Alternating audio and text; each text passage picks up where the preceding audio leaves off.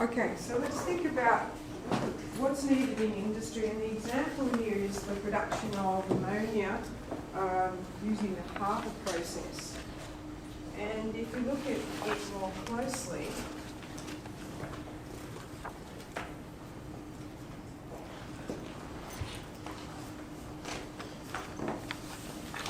I know it's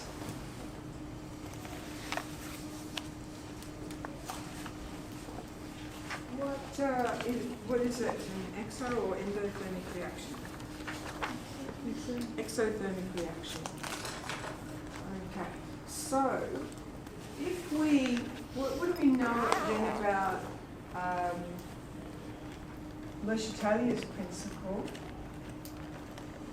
Because if this is exothermic, we can think of heat being a product. What would Le Chatelier's principle tell us to do? If we want to maximise the production of ammonia, because this is an industrial process, what does Le Chatelier? Decrease the temperature. So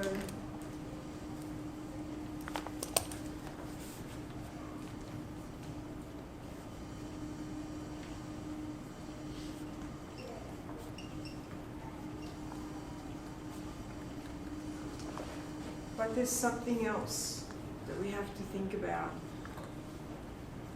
Is it pressure? Well, yeah, we'll come to pressure, but we're thinking this is about temperature at the moment. What do we know increasing the temperature does for the rate of a reaction? Because it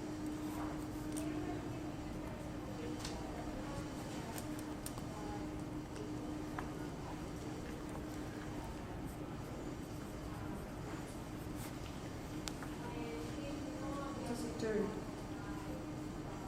Particles have more energy. Yep, So and they so have more. yeah, increases the force and frequency of collisions. So we've really got a competing drivers, if you like, here, haven't we? Where we could say that Le Chatelier's principle says that we need to cool it down, but we also know that if we do cool it down, we're going to be removing energy from the particles, and so the force and frequency of collisions would decrease. And so what this means, therefore, a compromise.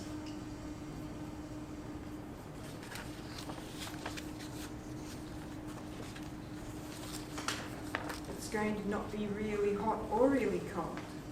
You're going to need to find somewhere in the middle where you can maximise the production there of the ammonia. Because, yeah, like this is an industrial application, so we want to maximise product.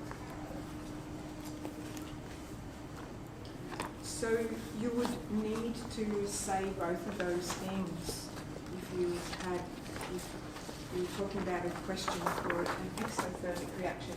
It's not going to be a problem for an endothermic reaction, is it? Because increasing the heat will drive the product, and it also increases the force and frequency of collision, so that's fine. It's a problem for exothermic reactions.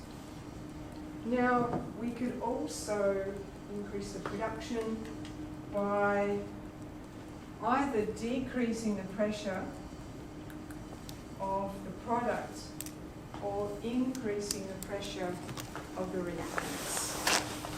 Le Chatelier's principle tells us that, doesn't it? It could be both, or it could be one of the reactants that we're going to increase the pressure. And if we increase the partial pressure of that, where we could also decrease the partial pressure of our product.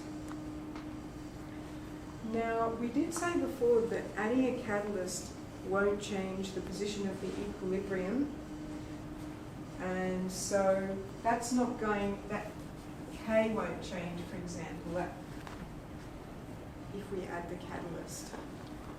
But adding the catalyst helps us produce our product faster. And if we can produce the product faster, we can often draw it off faster so that we can improve the yield. Okay, so a catalyst is the other thing that we could potentially add to the system. Now, if it were a different kind of reaction, just say it was in solution, then we'd be talking about concentrations, not pressure. But the big ones then is temperature, there's pressure, concentration, and I've got a catalyst. There's our other reaction conditions that we can alter. Does that make sense? So we've got an example here too of the production of sulfur trioxide, which is used as part of the production process for making sulfuric acid. And this one also requires a compromise. Now, the other thing we could think about is overall pressure, because if I increase the pressure of the vessel, what will that do? What does increasing so not just the partial pressures, so we have partial pressures. It'll still favour the forward reaction. Sorry? It'll favour the forward reaction. It would, because we've got our 4:2 ratio here.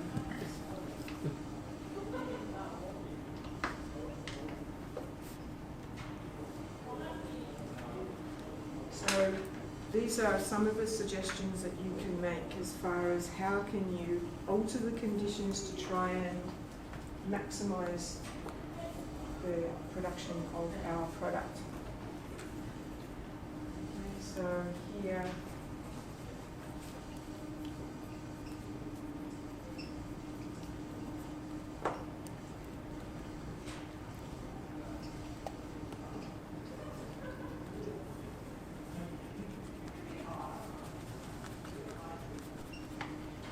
so of course if we can capture our product faster, then that is going to, in this case, decrease the partial pressure of the ammonia because we're removing it from the system, and that would help drive the forward reaction as well. So that's how the catalyst is increasing the yield.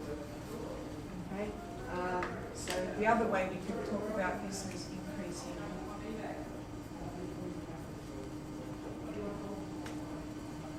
and a lot of industrial chemistry is around this kind of thinking. You know, how can we maximise production? Because if you think about doing chemistry on a large scale, a 1 or 2% increase in production is going to make a big difference as far as the dollars to the bottom line for business is concerned.